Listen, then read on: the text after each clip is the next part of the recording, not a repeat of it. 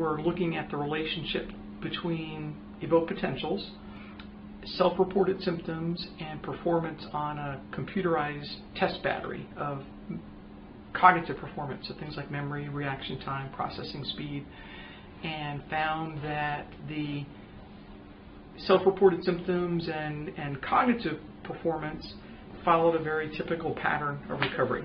Usually athletes, when they're concussed, their symptoms resolve and their memory and reaction time all spontaneously resolves within about 5 to 7 days, which is what we also observed. But we expected that the evoked potentials would show a very similar recovery pattern, and instead the evoked potentials were still abnormal for up to 10 days post-injury.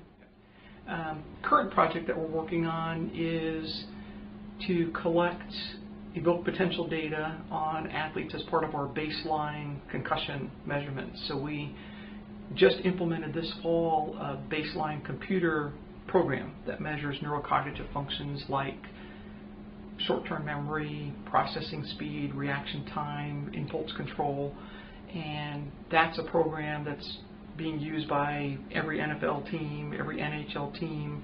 Hundreds of colleges and universities across the country are using it. UK, up until that point, had no baseline concussion program in place. So all UK athletes who participate in a contact or collision sport take this baseline test before their season starts. And if they were to sustain a concussion, that gives us a measure to go back to and say your memory's impaired, because we've got a baseline pre-injury assessment to compare it back to. We also just started this past spring doing this procedure behind me, which is the transcranial magnetic stimulation. We use that to stimulate certain areas of the brain and record responses, in this case from the legs, and that gives us a physiologic measure of how the brain is functioning. Before starting this project, I had only been using evoked potentials post-injury, so to measure how severe is their injury, has recovery occurred.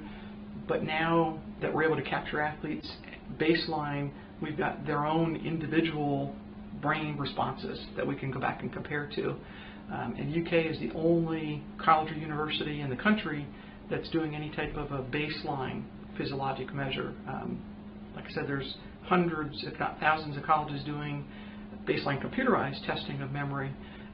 But we feel that we've kind of stepped it up a notch to say, well, that's great, but we want a physiologic measure. That's really what the piece of concussions that we don't understand is, how does the brain respond to a concussive injury? How severe is it? When is physiologic recovery complete is the big question. So the data that we gather from this study will help us to answer some of those critical questions.